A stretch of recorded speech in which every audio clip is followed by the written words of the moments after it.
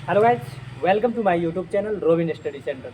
तो गाइज, एक स्टूडेंट का प्रॉब्लम था adjoint of matrix. Adjoint of matrix का हम लोग ने वीडियो भी बनाया था अच्छी तरह से, जिसके उसमें ऑब्जेक्टिव टाइप क्वेश्चन के लिए नहीं बताया था, जिसमें सब्जेक्टिव टाइप के लिए। तो ऑब्जेक्टिव टाइप क्वेश्चन जो पूछा जाता है, जैसे आप लोग को क्वेश्चन पूछा जाएगा, if A is equal to 320 240 110, इस टाइप से अगर क्वेश्चन पूछा जाए तो कहेगा then find dy by find adjoint of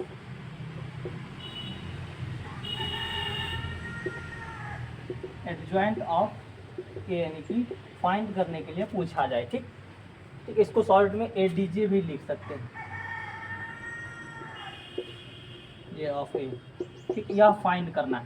तो फर्स्ट ऑफ ऑल आप लोग से पूछा जाए एडजॉइंट ऑफ मैट्रिक्स फाइंड करने के लिए, तो सबसे पहले हम लोग क्या करेंगे, तो सबसे पहले हम लोग ने यानी कि थ्योरेटिकल पार्ट में बताया था, इसका कोफैक्टर फाइंड करेंगे। कोफैक्टर फाइंड करके जो एक मैट्रिक्स बनाएगा और उसका एक ट्रांसपोज ऑफ मैट्रिक्स निकालेंगे, वही जो होगा एडीजे को इक्वल होगा। कौन सा? एडजॉइंट ऑफ मैट्रिक्स का, जो यानी कि एक मैट्रिक्स का ट्रांसपोज जो होगा आगे कोफैक्टर निकाल के, वही यानी कि क्या कहलाता है? Adjoint of matrix. ठीक, तो देखिए, तो एडजॉइंट ऑफ मैट्रिक्स अभी हम लोग को उस प्रोसेस से नहीं देखना है जो कि 2 मार्क्स में पूछा जाता है या 5 मार्क्स के लिए, तो इस तरह से किया जाता है कोफैक्टर निकालने के लिए। ठीक, तो सबसे पहले इसका जब मैट्रिक्स कोई दिया हुआ है, ए इज इक्वल टू 320 240 110, जस्ट इस यह मैट्रिक्स अगर दिया रहे, शॉर्ट ट्रिक्स बहुत ही अच्छा ट्रिक है, तो जस्ट पहले इसका फर्स्ट रो सेकंड रो इसी तरह से नीचे में दर्शा देना है। क्या दर्शा देना है? तो फर्स्ट रो क्या है? 320, सेकंड रो क्या है? 240, इस तरह से दर्शा देना है। और अब इसका सेकंड फर्स्ट कॉलम क्या हो जाएगा? ये फर्स्ट कॉलम या सेकंड कॉलम, इस तरह से लिखेंगे, इधर फर्स्ट कॉलम सेकंड कॉलम इधर से। तो लिखिए क्या हो जाएगा? 3 2 1, फिर 3 2, उसके बाद क्या है? 2 4 1 2 4, यह हो गया। तो अब इसका सब कुछ नहीं करना है, अब मुझे सवाल बन गया आप लोग का। जस्ट इधर से क्या करना है, इसका फर्स्ट रो और फर्स्ट कॉलम को ढक देना है। फर्स्ट रो और फर्स्ट कॉलम को ढक देंगे, तो जो बचेगा उसका इसमें क्या करेंगे? डिटर्मिनेंट जस्ट इस तरह से करेंगे, और हम लोग को रो बाय सजाना है, कॉलम बाय चलना है, रो बाय सजाना है। ठीक, तो देखिए क्या करेंगे, तो 4 और 0 को मल्टीप्लाई करेंगे, 0 माइनस 0 1 का 0, तो यानी कि क्या हो जाएगा? 0 हो जाएगा। फिर करेंगे 1 को 0 से तो 0, माइनस 2 को 0 से तो 0, तो इसमें 0, और चलना है कॉलम वाइज, लेकिन लिखना है रो वाइज। फिर 2 को 0 से 0, 0 को 4 से तो 0, फिर इसी तरह करना है 0 को 1 से तो 0, 0 को 2 से तो 0, इसमें भी 0 हो गया। फिर देखिए 0 के 3 से 0, 0 1 को क्या हो जाएगा? 0, फिर 0 को 2 से तो 0, 0 को 3 से करेंगे तो 0 रह जाएगा। अब देखिए, अब तीसरा पार्ट में जा रहे हैं, 2 और 1 को मल्टीप्लाई करेंगे, 2 और मल्टीप्लाई यानी कि 2,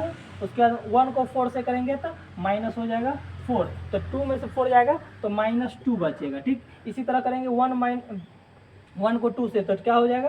2, 3 को 1 से तो -3 इज इक्वल टू -1 आ जाएगा। उसके बाद क्या करेंगे? 3 चौके 12, माइनस 2 के 2 से करेंगे तो 4, 12 में से तो 4 को घटाइएगा कितना बचेगा?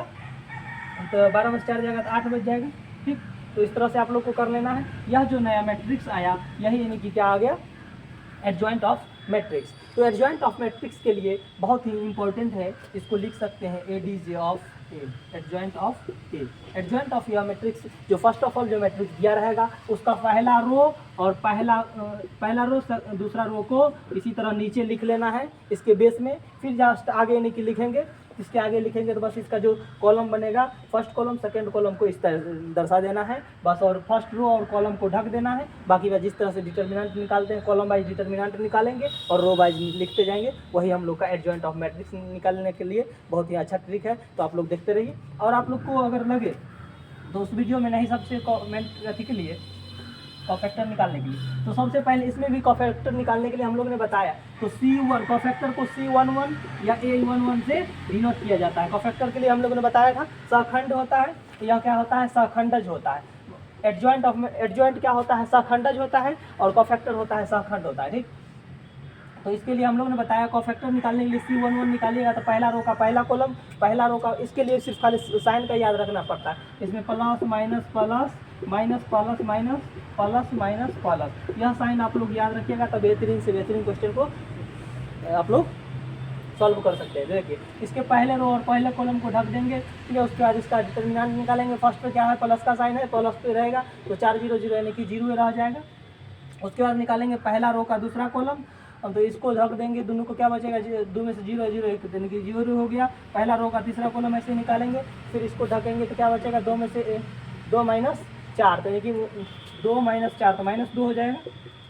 इस तरह से कोफैक्टर फाइंड करना और नया जो मैट्रिक्स बनेगा और उसका ट्रांसपोज कर देना है, वही आप लोग का adjoint of matrix. I hope आप लोग को समझ में आ गया होगा। नहीं समझ में आया होगा तो यह बहुत ही इंपॉर्टेंट जो हम लोग ने बताया, जस्ट यह अगर ऑब्जेक्टिव बना रहे हैं तो जो दिया हुआ है मैट्रिक्स 2 0 3 2 4 0 1 1 0, यह मैट्रिक्स अगर दिया रहे तो फर्स्ट ऑफ ऑल लेने के इसका क्या करना है, दोनों का पहला रो दूसरा कॉलम लिख, पहला रो पहला कॉलम, सॉरी पहला रो इसका पहला रो, इसका दूसरा रो इसका तीसरा रो, तो यह जो रहेगा तो जस्ट यह दोनों को नीचे दर्शा देना है, पहला रो दूसरा रो को नीचे दर्शाना है। तो क्या है 3 2 0 2 4 0। आप जस्ट इसी तरह से अब इसको रो को मिटा दीजिए और इसका यानी कि पहला कॉलम यह दूसरा कॉलम है, यह तीसरा कॉलम है, तो पहला और दूसरा कॉलम को इस तरह से लिख देना है। तो क्या हो जाएगा 3 2 1 3 2, उसके बाद क्या है 2 4 1, उसके बाद 2 4, यह तरह इस तरह से लिखने के बाद क्या करेंगे, इसको मिटा लीजिए। उसके बाद क्या करना है, पहले रो और पहले कॉलम को ढक देना है। पहले रो और पहले कॉलम को ढकने के बाद इसके